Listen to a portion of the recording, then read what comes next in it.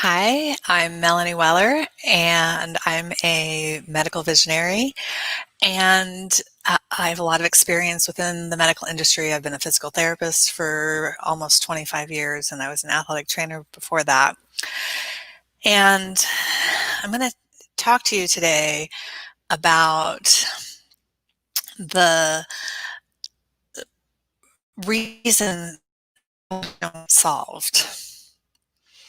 And I have a lot of experience with people who have not yet found their answers, and that's has been mostly with people that have had physical pain and limitations and have not yet found their answers.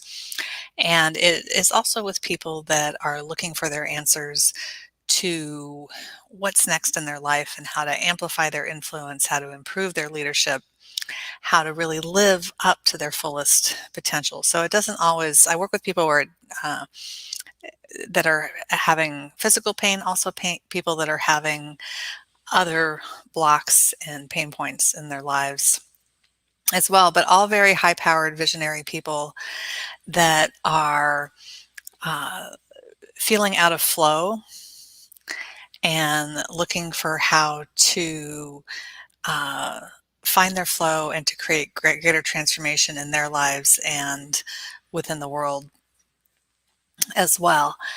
And so the biggest issue, uh, or I've said before that the source of all limitations is resisting your own expansion in an ever expanding universe. But I'm going to get into a little more specifically what that looks like. When you have a problem that is not getting solved, you are not speaking to your body. You are not speaking to the problem. You are not speaking to the world in its original language. And certainly we have a lot of languages that within the world,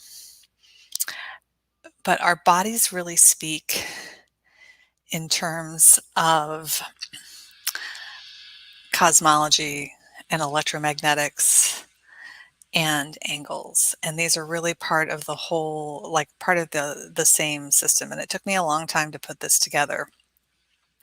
And your vagus nerve is the bridge and the foundation of all of this. So there can be very straightforward structural things that you can do to help this. At the end of the day, it is not about how many tools you have in your toolbox. There are so many programs out there that will give you all sorts of different tools. It is not about how many tools you have. It's not about what you're doing. It's about how you're being. We all we can do is work on ourselves. And we often minimize the power of that and the impact that it has on others. I often tell the story about how when my youngest son was learning how to read, it was a very frustrating experience for him. It was frustrating for me. And I was working with a coach at the time and had a major shift in my awareness around myself. And literally within like 6 hours of this discovery for myself, he comes up to me and says, "Mom, I think I'd like to write a book." And so I gave him the space to write a book. He didn't need my permission, but I set him up on the computer, and um, he'd come back and forth sometimes to share things with me. But he really learned how to read by writing a book and by tackling it from that end. And when I got my own crap out of the way, it made room for him to have the space to learn what he needed to learn. And I see this happen all the time, that uh, when you get your own stuff out of the way, that it can create a lot of transformation in others when you've done nothing except work on yourself and, and connect with yourself. So your vagus nerve, which goes all the way from your brainstem down to your pelvis, I believe holds the original language of your body. Generally speaking, when your vagus nerve is functioning better, things in your body are working better too. And your vagus nerve has influences far beyond the things that it innervates directly, the structures that it directly goes into and gives information from your brain to those structures. Like, for example, it innervates your vocal cords and your heart and your digestive system. It's also in almost all of your organs, giving information back up to your brain. And when like how vagus nerve stimulation in the research has been shown to heal the mitochondrial defects deep in the cells that go with ischemic heart disease. And your vagus nerve isn't directly in every single cell, but it has that kind of influence, that kind of reach. It speaks the same language that allows healing to happen. Your vagus nerve is also the bridge between your story and your body. When your story is trauma, your vagus nerve is dialed down and things aren't functioning as well in your body and in your life. It also gets dialed down because stress and trauma always affect our horizontal structures in our body, like our vocal cords, our diaphragm, our pelvic floor, these places where we have horizontal structures. And so your vagus nerve can get pinched in there. And it's not only your vagus nerve that gets pinched in those horizontal structures, it's your arteries, your veins, your lymphatics, and other nerves that go vertically through the body. And so you lose flow within your body and you lose flow outside of your body. This is very compatible with the concept of the way chi moves through the body. Your vagus nerve is also the bridge between you and your cosmology. And if you look up an image of the Laniakea supercluster, it looks so much like the vagus nerve to me, or it really just speaks to me in that way. And the only rule that we ever follow in anything that we do is as above, so below. Whatever story is happening within your body is also expressing externally, and the story that's expressing externally in your body is also speaking internally. And the rub between those 2 points is what causes us a lot of distress. And getting those 2 aspects, our inner selves and our outer selves, to speak the same language is the challenge that most of us really know quite well. And we can really break that down. We are literally made of stardust, and that stardust has a story.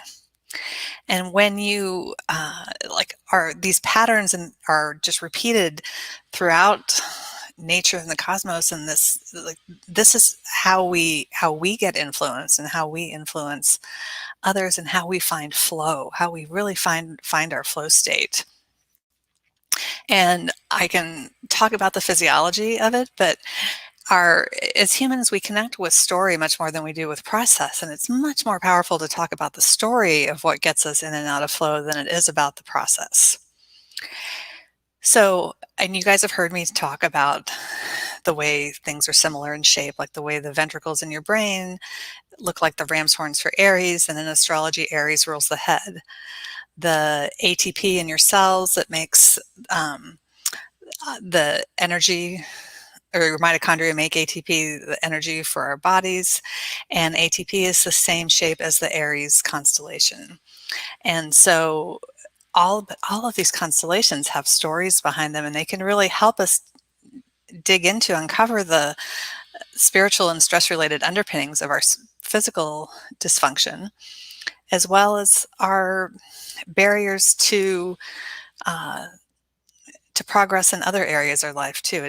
By the time it shows up in your physical body, it's been in your field for a long time. And I contend that when medicine really figures out how to treat your field, how to treat your electromagnetic field, how to treat quantum fields, how to treat things in that language, that we will all get massively better instantly. And the thing is, medicine doesn't really have to figure it out. You can figure it out for yourself. And so really using these concepts to tap into what the original language of your body is, and it's in the angles. Your vagus nerve exits the base of your skull 23.5 degrees from the center of where your spinal cord does, at least in all of my anatomy books and in the real skulls I've had a chance to look at as well. And the Earth's at about a 23.5 degree tilt, and normal rotation at your first and second cervical vertebrae is 47 degrees. So it's twice that 23.5. And there's also 47 degrees between the pole stars that the Earth points towards over thousands and thousands of years. And so these angles are repeated within our bodies, and there are other angles as well. And when these critical angles that go with the cosmology are not aligned, we experience more resistance, more obstacles, more difficulties. And even when we do experience these obstacles and difficulties, really understanding how they're serving us and what they're trying to teach us, because we don't repeat history because we forget it. We repeat history because we're stuck in it, because we keep tripping over it.